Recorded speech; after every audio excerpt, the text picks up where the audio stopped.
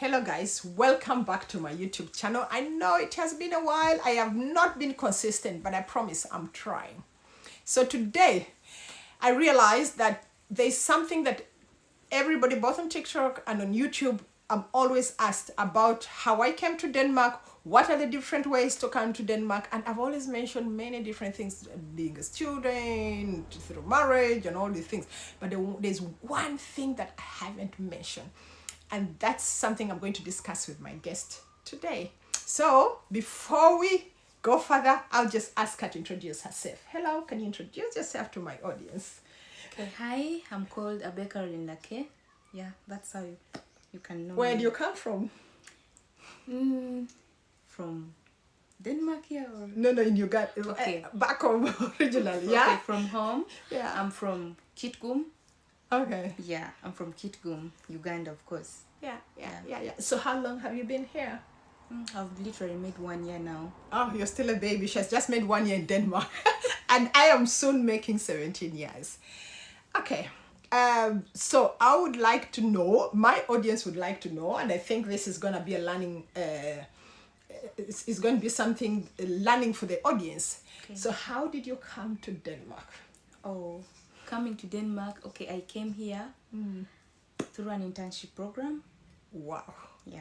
Guys, so that is one thing I have never thought about, that you could come to Denmark through an internship program. I've always only thought that, oh, you get a work permit and then you can come, but I've never thought about internship. So this is also really, really eye-opening for me, and it's such a learning process. So what was the process of getting an internship to come to Denmark? Because that's something I am very green and I would like to learn. Okay. Coming to Denmark here, the process, it's a little bit much, but I'll just go into small details. Yeah. So first, you have to be a continuing student. At least you have studied for 2 semesters, and it's either you are a diploma student or someone who is doing degree. And coming here, of course, you need to have a passport, you need to have a driving license, you need to have done IELTS. For very many, you might not know IELTS, but when you start the process, you'll get to know. Of course, you have to know how to communicate when you come here. It's not a normal communication, maybe when you are in our country. Yeah, so at least those are the key requirements needed for you to be in Denmark, for you to be qualified for this program. Okay, so this program, how did you get to know about it? Where did you learn about it? Is it online? And when you start this whole process, is there an institution you go to in Uganda that helps you, or you just have to make the application online? Okay, this program, we got to know it through school. As you know, there are some schools that are highly recognized. Like I personally, I come from Bukalas Agricultural College, and it's one of the best agricultural colleges in Uganda. So we have companies who do come in to get students to come for this program. Yeah, like we have a lot of them. There is Expedia, Agency Africa. Yeah, there are a lot. There's EduServe, there is Skillsway. Yeah. Wow, interesting. And my question is it hard to get the visa to come for internship? Literally, I can say it's hard. Yeah, Because, of course, getting a visa, it's just like a luck. It's like a luck.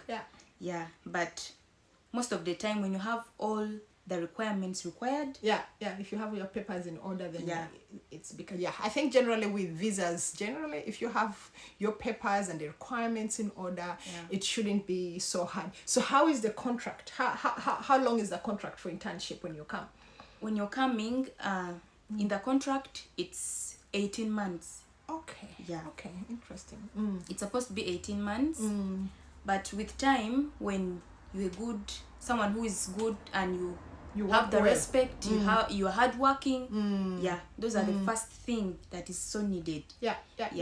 So when you do good, of course, maybe your boss can then renew for you the contract. Okay, so there's a possibility of renewing your contract after 18 months. So when they renew it, what's the possibility? How long is the new contract?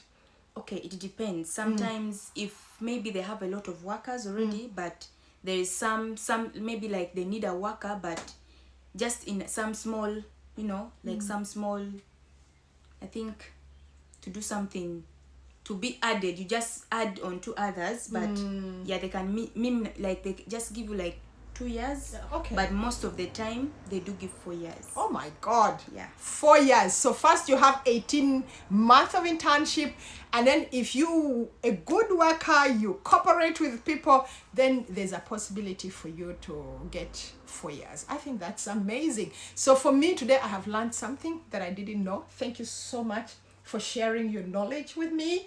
And I hope my audience have also learned something. Of course, you're welcome to leave your questions here if you want to get more information about internship in Denmark. We can always take it from here. But otherwise, thank you guys for being here. And I hope to catch up with you guys in the next video. Remember to subscribe. Ciao. Well, I don't want it to be too long. Okay.